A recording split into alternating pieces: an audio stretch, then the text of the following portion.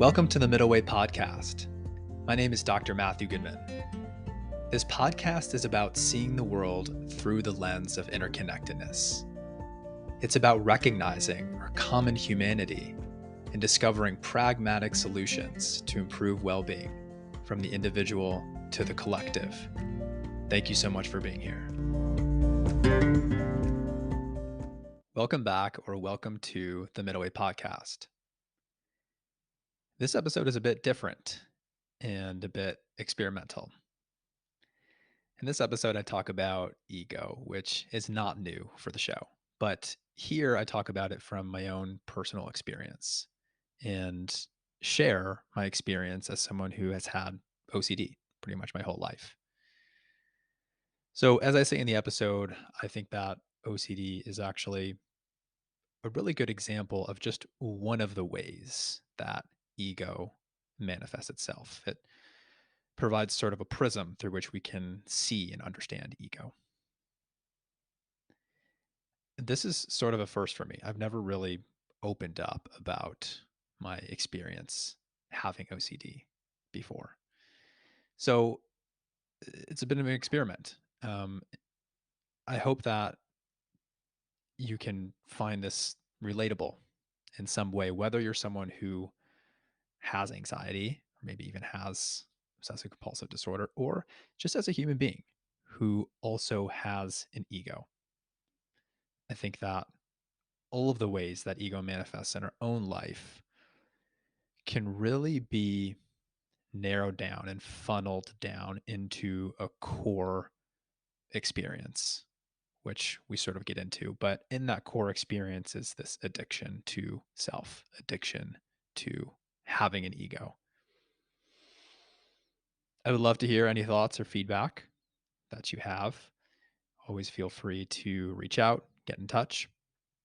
The best way to do that is through email, hello@the-middle-way.com. You can also check out my website, which is the-middle-way.com, which has a number of classes and consulting services, whether you're an individual or you're a company or your group.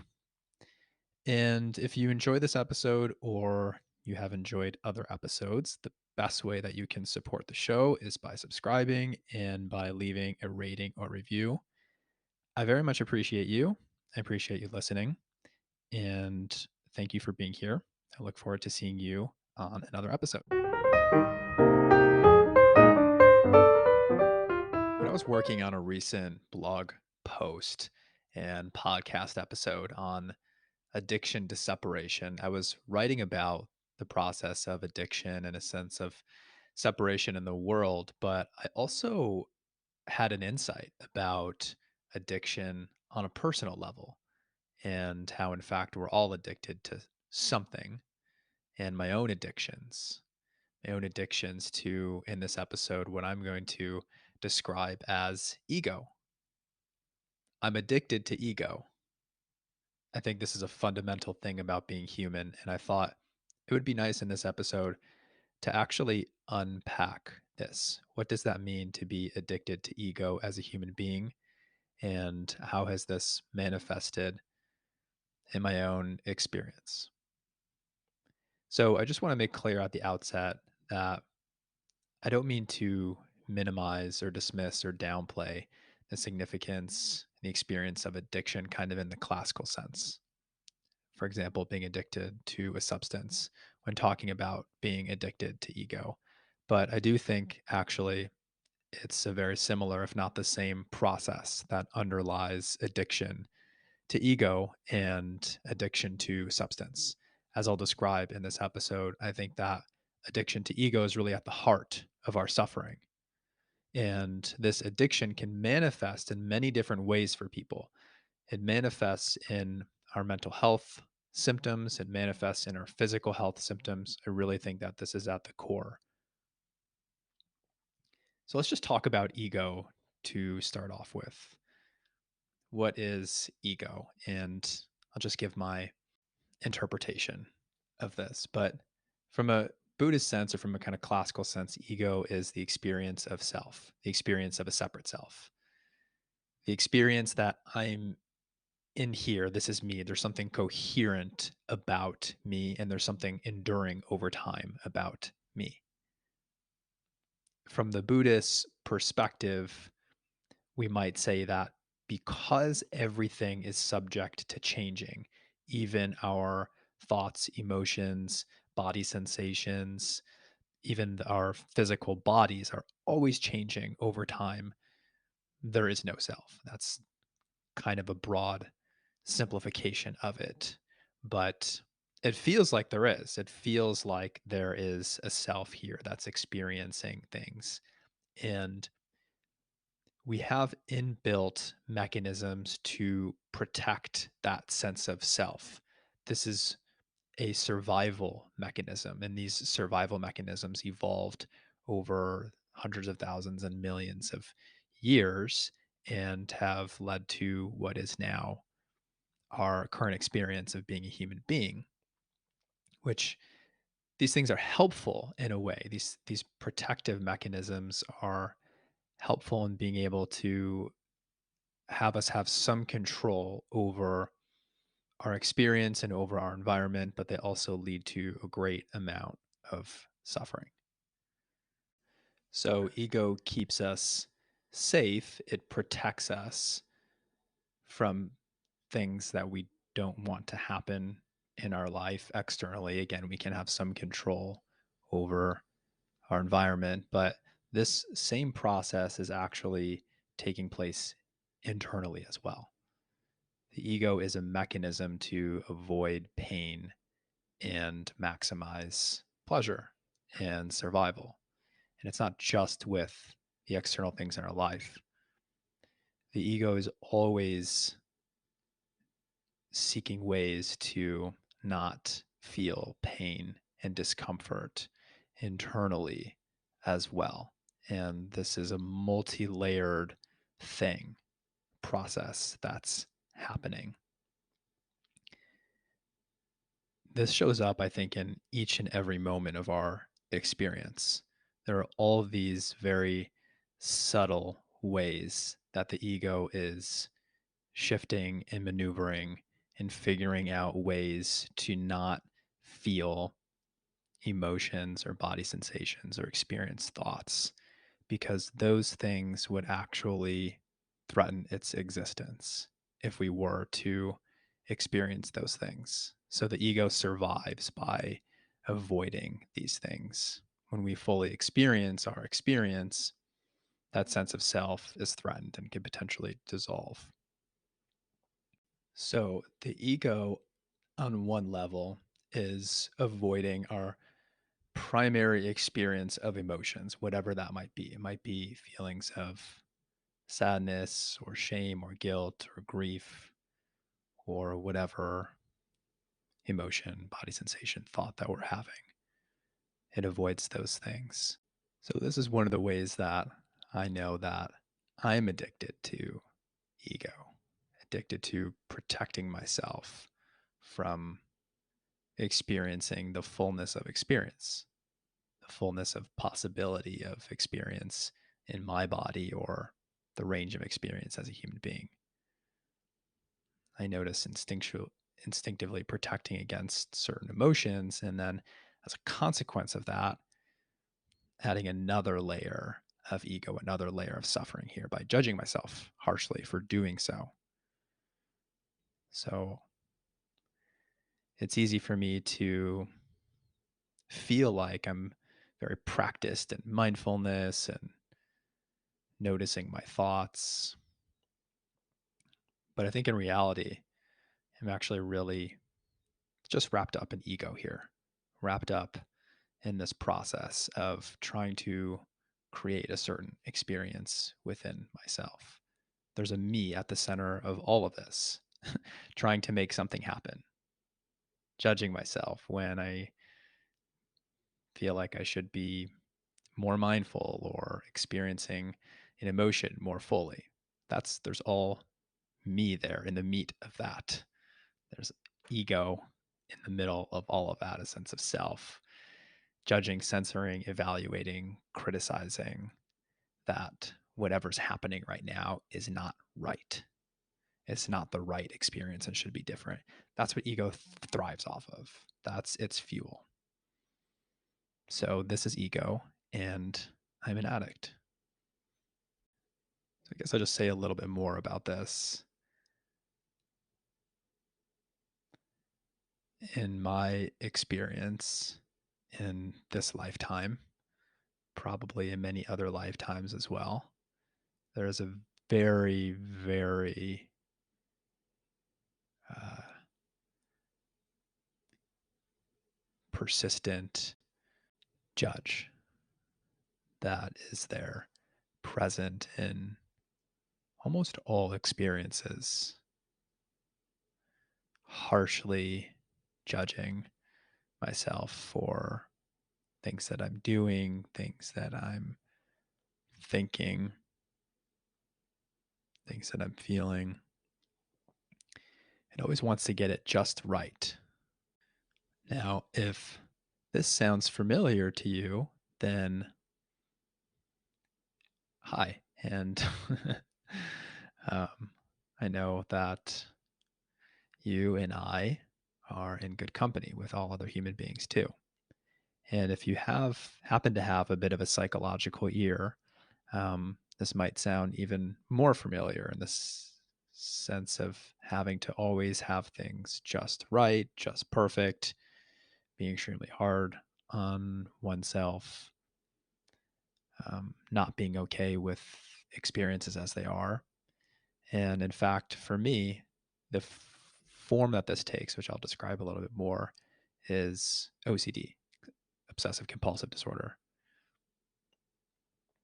And like I said earlier, I think that the ego contorts and manifests itself in all different sorts of ways and really gives us our unique pathologies mentally, physically, emotionally. So for me, I've had the experience of having obsessions and compulsions for as long as I can remember, pretty much since at least 4 or 5 years old, my whole life. When I was younger, as a child and as an adolescent, I would have um, kind of overt compulsions. So, just to say a little bit about OCD, obviously, if we kind of break the term down, there's obsessions and there's compulsion. And the obsessions are things that we're ruminating about continuously over and over again that we can't let go of. The compulsions are actions, these are behaviors that we take actually to make the obsessions go away. The obsessions will bring up a sense of anxiety, and the compulsions temporarily relieve that anxiety in the short term, but they end up making the obsessions, end up reinforcing them and making them come back stronger over time. Um, so I would have kind of overt behaviors and things that I would do as a kid. And one of the first memories is just having kind of like a small little vocal habit or vocal tick that I had. Not even something that was audible, but something that I was doing kind of under my breath, sort of in the back of my throat. And I'll say a little bit more about this in a little bit. Um, would also have had a couple situations as a kid where I sort of had the compulsion to um, do something extreme. So one of my earliest memories is being at this kind of like play zone, this sort of playhouse. I think it was actually my birthday party, and jumping on one of those moonwalk things. And there was like a voice inside of me, not an actual literal voice, but sort of like an intuitive voice that told me to try to do a flip. And I knew that doing this flip, I knew that I couldn't pull it off and I would hurt myself. It wouldn't work out. But I felt like I had to do it. I just had to listen to the voice. I couldn't just let it go, couldn't let it pass. And so the voice, that kind of inner urge, that's the obsession. The compulsion is the act of doing it. So I did it. I followed through on it and got the wind knocked out of me. Felt like I couldn't breathe. Ran crying to my parents, who fought over who would comfort me. And this is just a very early, potent memory that has really stuck with me. So that was one instance, and kind of a similar second instance that occurred in childhood as well, where I ended up breaking my foot and being in a cast um, for weeks or months. So those there were other compulsions, um, kind of behaviors which subsided for the most part during childhood and during adolescence. But and I sort of thought that the OCD kind of went away, like it wasn't there anymore, and started to realize actually only over the past few years how prevalent that it's been in still in my everyday life. It's just manifested in different ways internally. So one of the ways that it's manifested for me is like having intrusive thoughts, and I won't go into too much detail about these, but just to say that many people with OCD have intrusive thoughts, and actually we all do. Um, but people with OCD interpret these things and as something that they need to control, and so the obsessions about them, the compulsions that they do to try to make them go away, end up reinforcing the obsessive thoughts. And they usually feel like a bad person because of these thoughts, which sort of increases the motivation to try to suppress them or make them go away somehow, which doesn't help in the long term. People with OCD generally are obsessed with being good people, good moral people. Um, I've been well, almost without fail, every single patient that I've worked with who's had OCD um, is the usually like the nicest person in the entire world. These are people that wouldn't hurt a fly. So that's one way, as far as intrusive thoughts. And then another way is just being a perfectionist, not only externally about things, but internally about my own internal experience. Like I said earlier, judging myself very harshly for things. Like one thing that comes up for me is just um, feeling like I have to kind of feel all my feelings all the time, and judging myself harshly when I'm not doing that. For example, if I'm spending time distracting myself watching TV for a long period of time, I wouldn't be feeling my feelings or doing anything productive or experiencing personal growth or anything like that.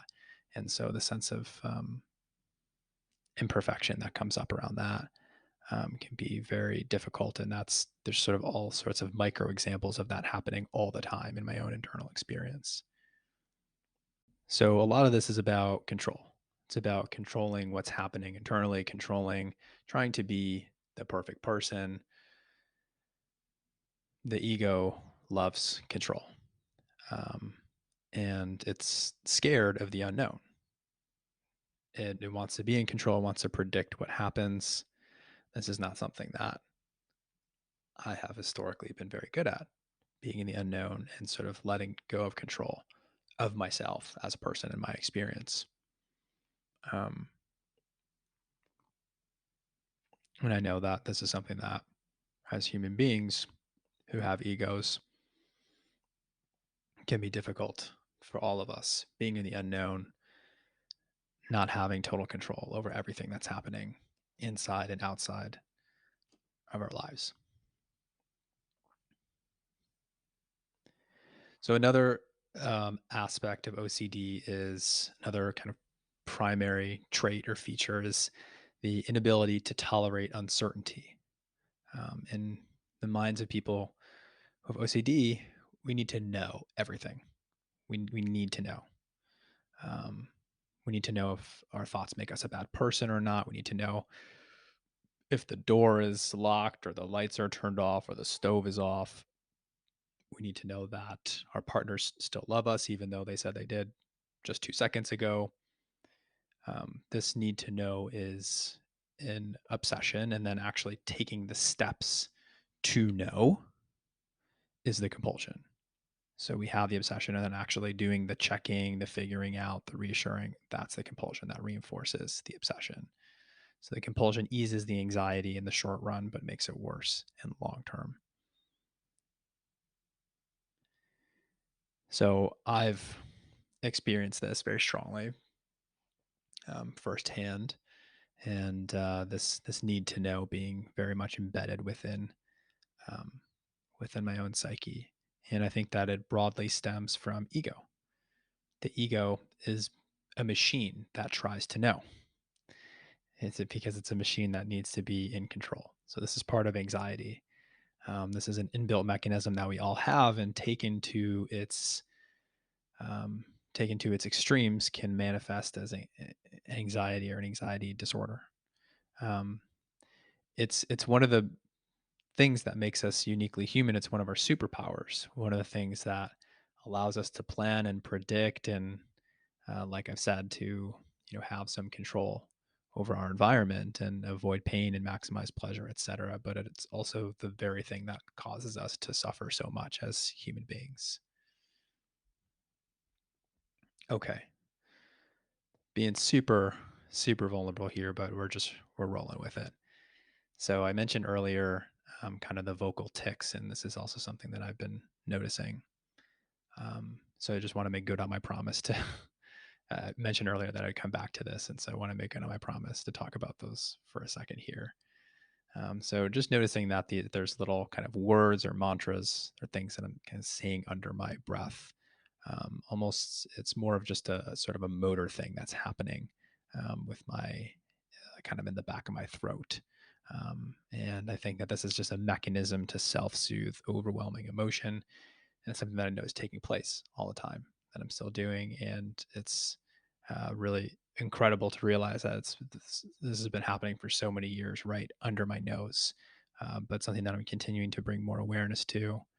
Um, and just another example of how ego is protecting us, serving as a self-protective mechanism from feeling things that are too difficult to feel. Okay, so all this to say that in my mind, ego is like, or I'm sorry, OCD is like the ego on steroids. And using OCD just as an example here, not to single it out or not to single me out, but I think that ego takes on many different manifestations mentally and physically.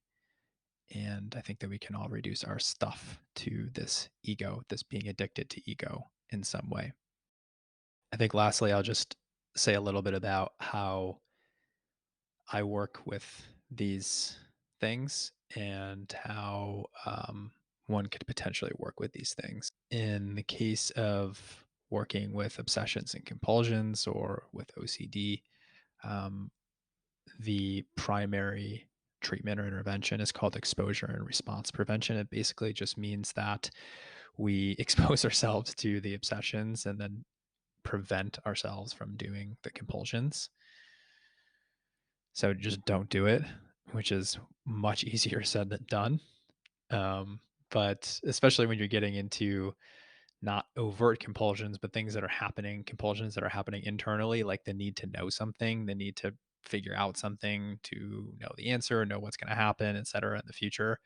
Those compulsions are really tricky to work with, but we can, and I can speak from experience, we can resist those compulsions, and it can make a profound difference in our overall well-being.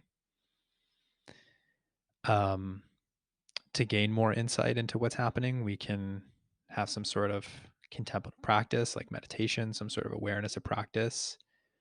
But we also have to be careful with these things as well. Things like meditation or the things that we're doing.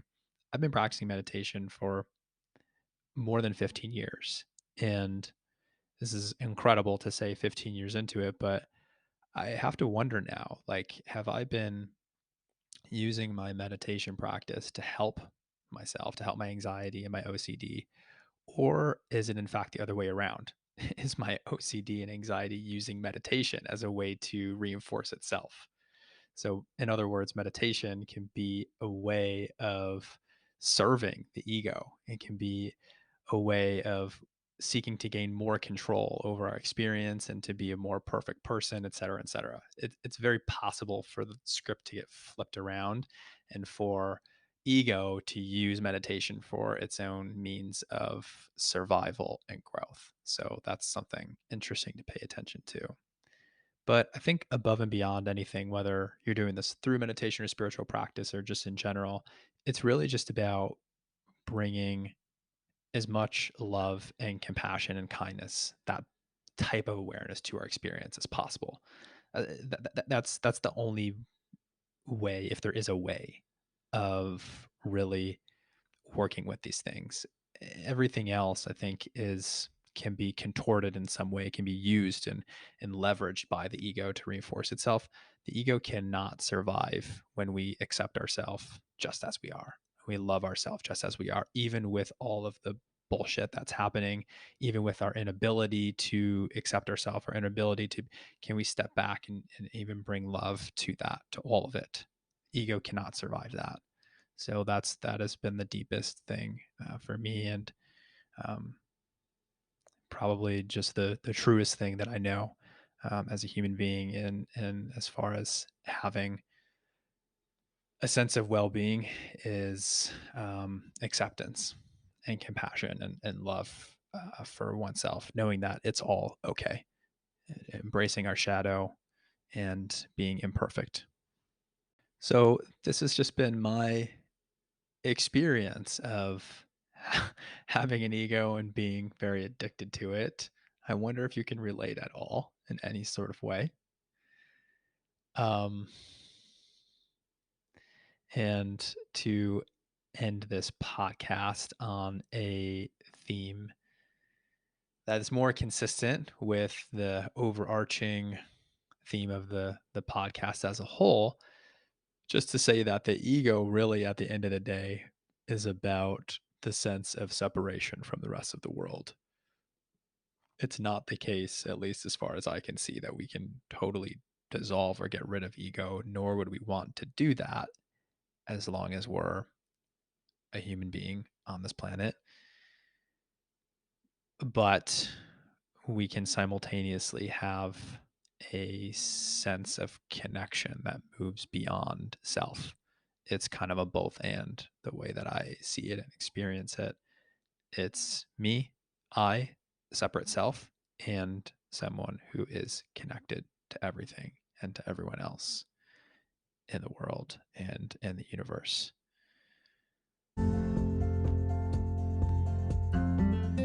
Thank you again for listening. Remember that you can really help the show by clicking subscribe or by leaving a rating, a review, or sharing the episode with someone else. Thanks again, and see you back here soon.